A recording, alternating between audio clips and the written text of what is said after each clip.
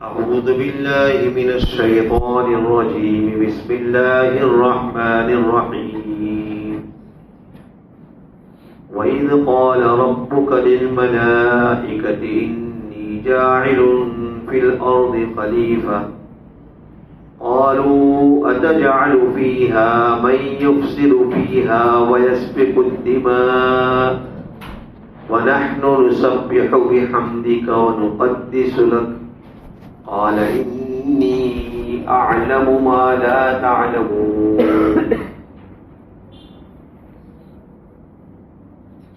وعلم آدم الأسماء كلها ثم عرضهم على الملائكة فقال أنبئوني بأسماء هؤلاء إن كنتم صادقين.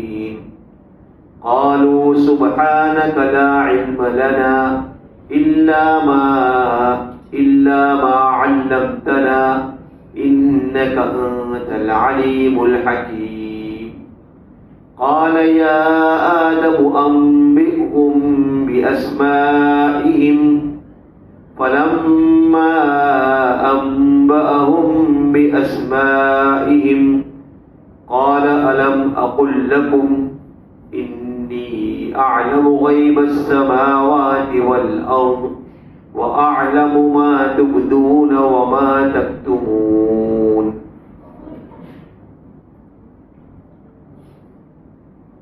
اللہ تبارک و تعالیٰ کا فرشتوں کے ساتھ جو مکالمہ ہوا تھا، جو بات چیت ہوئی تھی، حضرت آدم علیہ السلام کو جب اللہ تبارک و تعالیٰ نے خلیفہ بنانے کا ارادہ فرمایا اور فرشتوں کے سامنے جو اظہار کیا، تو اس وقت کا واقعہ یہاں پر اللہ تبارک و تعالیٰ بیان کر رہے ہیں کہ اس وقت کی بات سنو جس وقت آپ کے پروردگار نے فرشتوں سے فرمایا تھا انی جاعل فی الارض خلیفہ، کہ میں زمین میں ایک نائب بنانے کا ارادہ کرتا ہوں، نائب بنانا چاہتا ہوں، میرا نائب جو میرے احکام کو زمین میں جاری کرے گا. چونکہ فرشتوں کو انسان کی فطرت کے بارے میں علم تھا، یا تو اللہ تبارک و تعالیٰ نے بیان کر دیا تھا یا تجربہ تھا ان کو، تو یہ کہا قالوا اتجعل فیہا من یفسد فیہا ویسفک الدماء، کہ اے اللہ، کیا آپ زمین میں ان لوگوں کو خلیفہ بنائیں گے جو زمین میں فساد بچائیں گے اور خون بہائیں گے؟ یسفک الدماء. اور رہا آپ کی عبادت کا مسئلہ، وَنَحْنُ نُسَبِّحُ، ہم آپ کی تسبیح بیان کرتے ہیں، ہم آپ کی تعریف کرتے ہیں اور ہم آپ کی تقدیس یعنی پاکی بیان کرتے ہیں. قال، اللہ تبارک و تعالیٰ نے فرمایا انی اعلم ما لا تعلمون، کہ جو میں جانتا ہوں اس کو تم نہیں جانتے. اور پھر اللہ تبارک و تعالیٰ نے آدم علیہ السلام کو دنیا میں جتنی چیزیں ہونے والی تھی ان سب کے نام سکھلائے، اور بظاہر یہی معلوم ہوتا ہے کہ فرشتے بھی وہاں پر موجود تھے. اللہ تبارک و تعالیٰ نے آدم علیہ السلام کو بھی، فرشتوں کو بھی، سب کو نام سکھلائے. آدم علیہ السلام نے ان تمام ناموں کو سیکھ لیا، لیکن چونکہ فرشتوں کی فطرت میں یہاں پر یہ بات رکھی نہیں گئی تھی، اس لیے وہ یاد نہیں رکھ سکے. اس لیے کہ ان کی فطرت میں اللہ تبارک و تعالیٰ نے یہ چیز رکھی نہیں تھی. پھر اس کے بعد اللہ تبارک و تعالیٰ نے وہ نام، ان نام کو فرشتوں کے سامنے پیش کیا کہ دیکھو جو نام، جس نام کا تذکرہ ہوا تھا وہ نام تمہارے سامنے اب تم بتلاؤ اس کے نام کیا ہے. فقال انبئونی باسماء ہؤلاء، ان تمام کے ناموں کو مجھے بتلاؤ، تمام کے ناموں کو بتلاؤ. ان کنتم صادقین، یہاں پر ترجمہ کیا کریں گے؟ اگر تم اس دعوے میں سچے ہو کہ ہم زمین میں خلیفہ بنیں گے اور زمین میں ہم آپ کے نائب بنیں گے، تو اگر تم اپنے اس دعوے میں سچے ہو تو تم یہاں پر اس نام کو دکھلاؤ، اس نام کو بتلاؤ. ان کو تم صادقین کا معنی نہیں کہ تم بعد میں سچے ہو، فرشتے تو سچے ہوتے. اگر تمہارا یہ دعویٰ ہے کہ ہم خلافت کے اندر ہم آپ کی خلافت کریں گے اور زمین کے اندر ہم آپ کے نائب بنیں گے، اگر تم سچے ہو تو تم اس کے نام بدلاؤ. لیکن چونکہ فرشتے تو جانتے نہیں تھے تو فرشتوں نے یہ کہا قالوا سبحانک لا علم لنا، اے اللہ آپ کی ذات پاک ہے، لا علم لنا الا ما علمتنا، ہم کو تو وہی علم حاصل ہے جو آپ نے ہمیں سکھلایا، جو علم آپ نے ہمیں سکھلایا وہی علم حاصل، اس کے علاوہ کوئی علم ہمارے پاس نہیں. انک انت العلیم الحکیم، کہ بے شک آپ بڑے جاننے والے اور حکمت والے ہیں. پھر اللہ تبارک و تعالی نے آدم علیہ السلام سے کہا قال یا آدم انبئہم باسمائہم، کہ اے آدم تم ان فرشتوں کو ان کے نام بتلاؤ، باسمائہم، ان سب کے نام فرشتوں کو بتلاؤ کہ بھئی جو زمین کے اندر چیزیں ہیں اس کے نام کیا ہے. فلما انبأہم باسمائہم، جب آدم علیہ السلام نے ان فرشتوں کے سامنے ان سب کے نام بتلا دیے، اس وقت اللہ تبارک و تعالی نے فرمایا قال الم اقل لکم، کیا میں نہیں کہتا ہوں، کیا میں نے تم سے نہیں کہا تھا انی اعلم غیب السماوات والارض، کہ میں آسمانوں اور زمین کی پوشیدہ باتوں کو جانتا ہوں.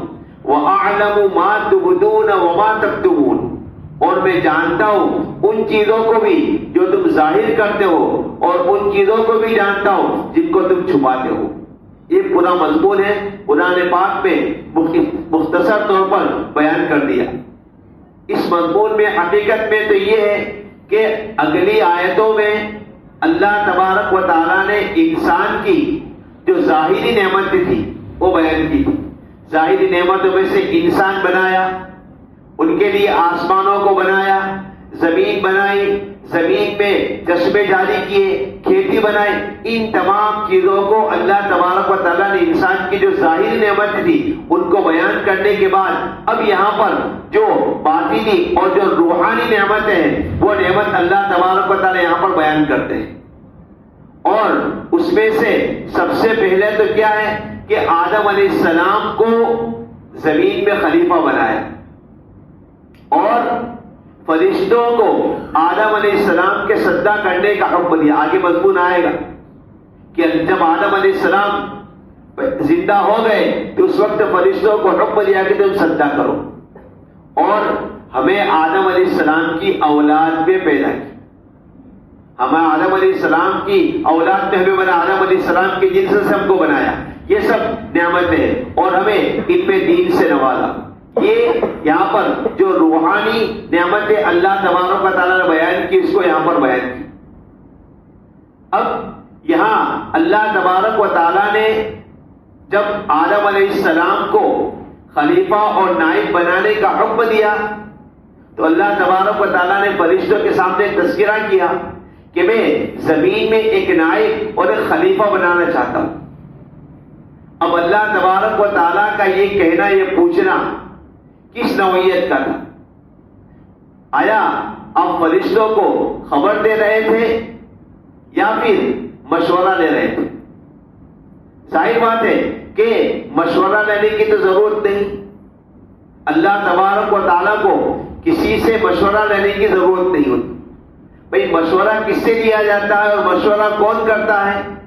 کہ جس کو انجام کا علم نہ ہو، کہ جس کام کو میں کرنے جا رہا ہوں وہ کام اختتام تک بھلائی کے ساتھ پہنچے گا یا نہیں پہنچے گا، اس کام کے کرنے میں بھلائی ہے یا نہیں ہے. تو اس کام کے کرنے نہ کرنے کے لیے وہ عقل مندوں سے، ماہرین سے سب سے مشورہ لیتا ہے کہ بھئی مجھے یہ کام شروع کرنا ہے، اس میں آپ کی کیا رائے ہے؟ اب ظاہر بات ہے کہ اللہ تبارک و تعالیٰ تو، اور وہ بھی مشورہ کون لیتا ہے جس کو مستقبل کا علم نہیں ہوتا کہ بھئی بعد میں کیا ہوگا. اللہ تبارک و تعالیٰ کے لیے تو ماضی، حال، مستقبل سب برابر ہے، پھر آپ کو مشورہ لینے کی ضرورت نہیں.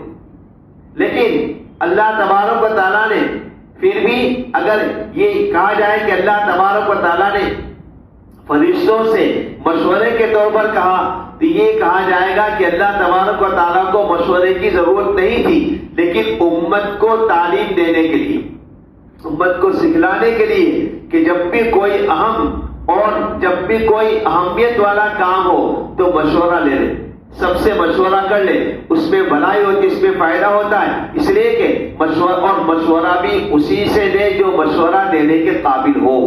یہ بات یہاں پر یاد رکھنا ہے، مشورہ اسی سے لیا جاتا ہے جو مشورہ دینے کے قابل ہو۔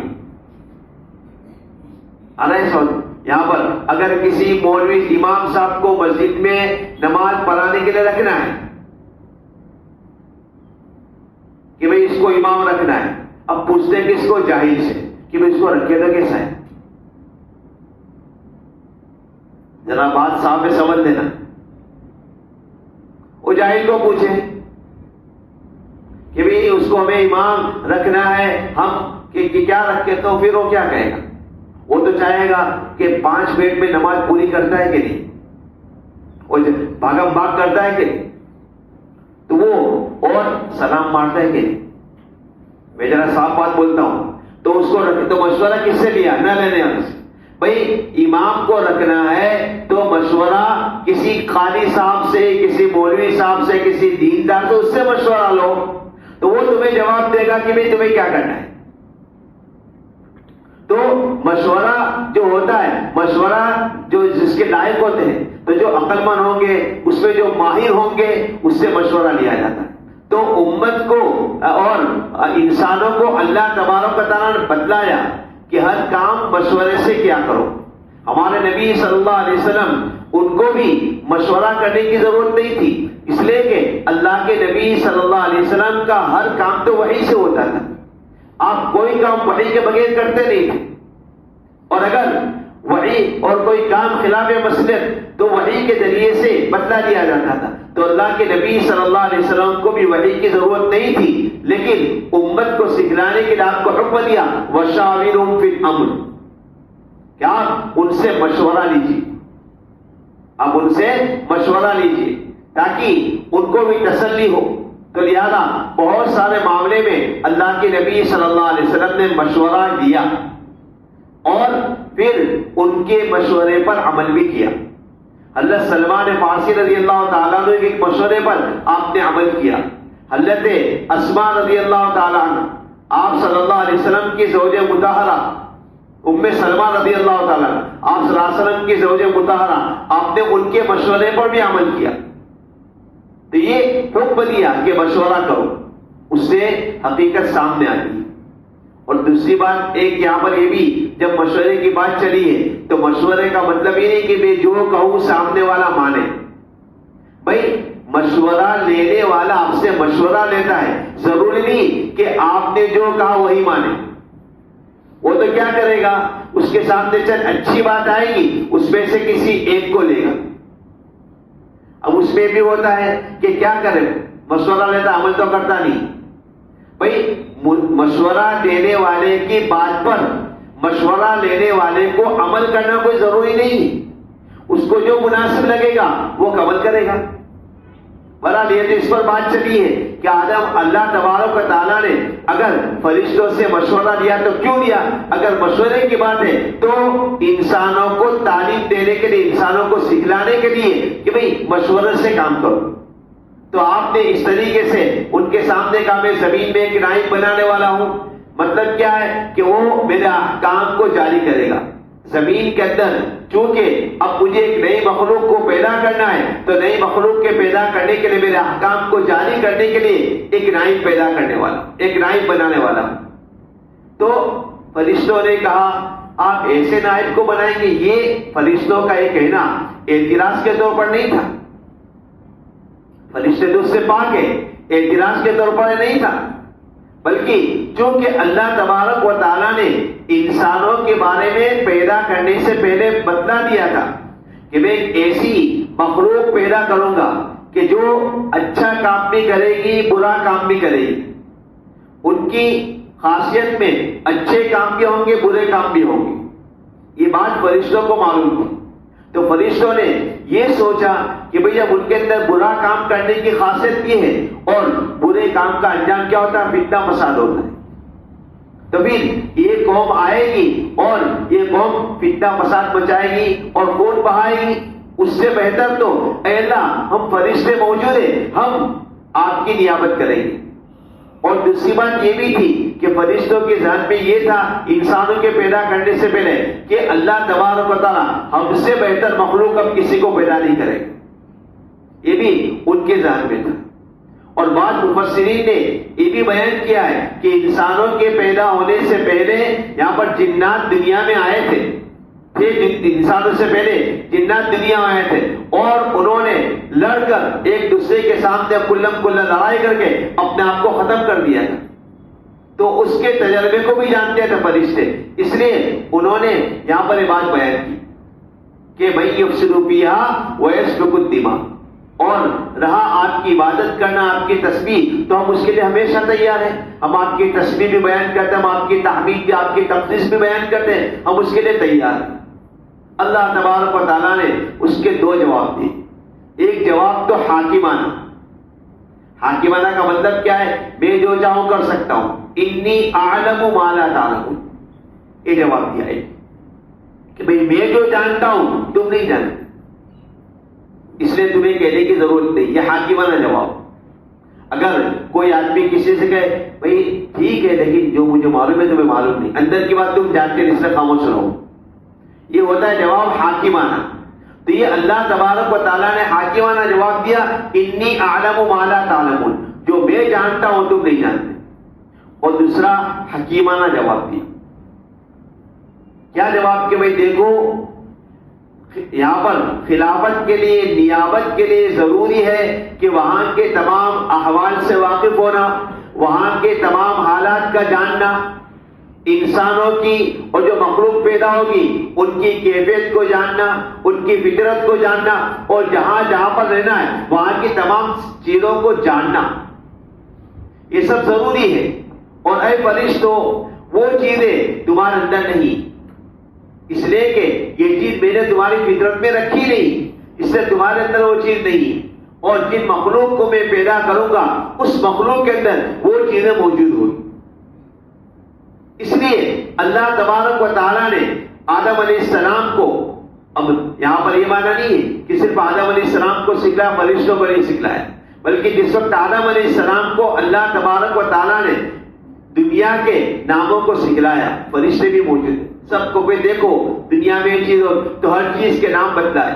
نام بدلانے کا مطلب کیا؟ ہر ایک کی خاصیت، ہر ایک کی ماہیت، ہر ایک کی کیفیت، کہ بھئی ٹھنڈا گرم انسان بیمار ہوگا کیا، سب چیزیں اللہ تبارک و تعالیٰ نے دنیا میں ہونے والی تمام چیزوں کو بدلایا. آدم علیہ السلام اور فرشتوں کو بھی بدلایا. آدم علیہ السلام نے ان تمام چیزوں کو سیکھ لیا، معلوم ہو گیا. اور فرشتوں نے معلوم نہیں کیا، وجہ ہے کہ ان کی فطرت میں چیز تھی نہیں. یہ مانا نہیں کہ فرشتوں نے دھیان نہیں دیا، نعوذ باللہ من ذالک. ان کی فطرت میں اللہ تعالیٰ نے یہ رکھا ہی نہیں تھا، اس لیے ان کو یاد نہیں رہا. اور پھر اس کے بعد جب یہ بات ہو گئی، اب امتحان کا موقع آیا. امتحان کا موقع آیا اور یہی یہاں پر امتحان لے کر اللہ تبارک و تعالیٰ فرمانا چاہتے تھے کہ دیکھو میں آدم کو دنیا میں خلیفہ بنانا کیوں چاہتا ہوں. یہ حکیمانہ جو جواب تھا. امتحان کا موقع آیا تو اللہ تبارک و تعالیٰ نے فرشتوں سے کہا کہ ٹھیک ہے تم مجھے ان سب کے ناموں کو بتلاؤ جو میں نے سبق پڑھایا تھا، وہ نام بتلاؤ کیا کیا چیزیں ہیں. تو اس وقت اور یہ بھی کہا ان کنتم صادقین، جو تم نے دعویٰ کیا تھا کہ ہم یہ کام کریں گے، آپ کی نیابت ہم کریں گے. اور فرشتوں کا مقصد یہ تھا کہ بھئی آپ کی پاکی بہن یہ مخلوق تو پیدا ہوگی، نافرمانی کرے گی، اور ہم نافرمانی نہیں تو ہم آپ کے کام، تو اگر تم اپنے دعوے میں سچے ہو، اپنی باتوں میں سچے ہو تو بدلاؤ. لیکن چونکہ ان کے ذہن میں اعتراض تو تھا ہی نہیں، صرف اللہ تبارک و تعالیٰ کے سامنے نیاز مندانہ درخواست کی تھی. ایک ہوتا ہے سامنے والے کی بات کو نہ ماننا اعتراض کے طور پر کہ نہیں اس نے کہا تو نہیں مانو، اور ایک ہوتا ہے سامنے والے کی بات کو نہ ماننا اس کے ساتھ ہمدردی کو لے کر یا اس کی سامنے والے کے دل میں عظمت کو لے کر. سامنے والے کی بات پر اعتراض کرنا، سوال کرنا، سامنے والے کی بات پر سوال کرنا کبھی عظمت کے پیش نظر بھی ہوتا ہے. تو یہاں پر بھی یہی بات کی چونکہ ان کے دل میں تو کوئی اعتراض کی شکل تھی نہیں، تو انہوں نے کہہ دیا کہ اللہ آپ کی ذات پاک ہے، ہم کو تو وہی، ہمارے پاس تو وہی علم ہے جو آپ نے ہم کو دیا، اس کے علاوہ کوئی ہمارے پاس علم نہیں. مطلب انہوں نے نام نہیں بتلائے اور پھر کہا انک انت العلیم الحکیم، آپ ہی علیم اور آپ ہی حکیم ہے. پھر اللہ تبارک و تعالیٰ نے آدم علیہ السلام سے کہا اے آدم تم ان کے نام بتلاؤ. دیکھو یہاں پر دو چیزیں الگ الگ ہیں. فرشتوں کو اللہ تبارک و تعالیٰ نے کیا فرمایا؟ انبئونی، کہ تم مجھے نام بتلاؤ، اس لیے کہ تم نے سیکھا ہے، اب مجھے سبق سکھاؤ. تو فرشتے ہوئے کیا ہو گئے؟ طالب علم. تم مجھے نام سکھلاؤ، نام بتلاؤ، یعنی جو میں نے بدلا ہے وہ بدلاؤ. اور آدم علیہ السلام سے کیا کہا؟ انبئہم باسمائہم، اے آدم ان فرشتوں کو تو نام بتلا، تو نے مجھ سے سیکھا ہے، اب استاد بن کر ان فرشتوں کو بتلا. تو گویا آدم علیہ السلام کی حیثیت استاد کی ہو گئی اور فرشتوں کی حیثیت طالب علم کی ہو گئی. اس اعتبار سے بھی آدم علیہ السلام بڑھ گئے اور کیا کہا؟ انبئہم باسمائہم، اے آدم آپ ان کو ان کے نام بتلا دیجیے. آدم علیہ السلام نے سب نام یاد کر لیے تھے، جتنے نام تھے سب آپ کو. فلما انبأہم باسمائہم، جب اللہ آدم علیہ السلام نے ان کو ان کے نام بتلا دیے، فرشتوں نے بھی سن لیے، اس وقت اللہ نے فرمایا الم اقل لکم، کیا میں نے تم سے نہیں کہا تھا انی اعلم غیب السماوات والارض، کہ میں آسمانوں اور زمین کی پوشیدہ باتوں کو جانتا ہوں. مجھے معلوم ہے کہ کون نیابت کے لائق ہے اور کون نیابت کے لائق نہیں، کون خلافت کر سکتا ہے کون نہیں کر سکتا ہے. میں جانتا ہوں آسمان اور زمین کے پوشیدہ باتوں کو، اور تمام انسانوں کو، آنے والے تمام انسانوں کو بھی بتلا دیا. وَأَعْلَمُ مَا تُبْدُونَ وَمَا كُنْتُمْ تَكْتُمُونَ، اور اے فرشتوں اسی طرح اے انسانوں، اور میں جانتا ہوں ان تمام چیزوں کو بھی جس کو تم چھپاتے ہو، جس کو تم ظاہر کرتے ہو، اپنی زبان سے ظاہر کرتے ہو، اپنے اعمال سے ظاہر کرتے ہو، وہ بھی جانتا ہوں. وَمَا كُنْتُمْ تَكْتُمُونَ، اور جس کو تم چھپاتے ہو، اپنے دل میں چھپاتے ہو، لوگوں کی نظروں سے چھپاتے ہو، تنہائی میں کام کر، سب میں جانتا ہوں. اس طریقے سے اللہ تبارک و تعالیٰ نے فرشتوں کے سامنے بیان کر دیا. حاصل یہ نکلا کہ اللہ تبارک و تعالیٰ نے آدم علیہ السلام کو دنیا میں اپنا خلیفہ، اپنا نائب بنا کر بھیجا ہے. کیوں؟ تاکہ دنیا کے اندر میرے احکام کا نفاذ ہو، دنیا کے اندر میرا احکام جاری ہو. اور ہم آدم کے خلیفہ ہیں، ہم آدم کے اولاد ہیں، تو ہمارا کام بھی کیا ہے؟ اللہ تبارک و تعالیٰ کے احکام کو جاری کرنا. تو جن لوگوں نے دنیا کے اندر اللہ کے احکام کو جاری کیا وہ سربلند ہوئے، اور جہاں گئے وہاں پر ان کا نام ہوا. اور گئے تو انسان تو کیا ڈرے، چرند پرند جنگلی جانور بھی ڈرنے لگے. اور جن انسانوں نے دنیا میں آ کر اللہ کے حکم کی پامالی کی، اللہ کے حکم کو نہیں مانا، نافرمانی کی، تو پھر وہ ایسے بدتر ہو گئے کہ ذلیل ترین مخلوق میں شمار ہونے لگے. اور قرآن پاک میں انہی لوگوں کو فرمایا اولئک کالانعام، کہ وہ لوگ تو چوپائے کی طرح، جانوروں کی طرح ہے. بل ہم اضل، بلکہ اس سے بھی گئے گزرے ہو گئے. کہ جانور تو اپنے نفع نقصان کی بات پہچانتے، انسان کو تو اب یہ بھی پتا نہیں کہ میرا نفع کس میں، میرا نقصان کس میں. تو جن لوگوں نے صحیح طریقے سے آدم علیہ السلام کی میراث کو سنبھالا، نیابت کو سنبھالا، وہ کامیاب ہو گئے. اور جن لوگوں نے نافرمانی کی وہ ناکام ہوئے، دنیا میں بھی ناکام ہوئے، آخرت میں بھی ناکام ہوئے. اللہ تبارک و تعالیٰ ہمیں اپنی زندگی کو اللہ تبارک و تعالیٰ کی مرضی کے مطابق گزارنے کی توفیق عطا فرمائے.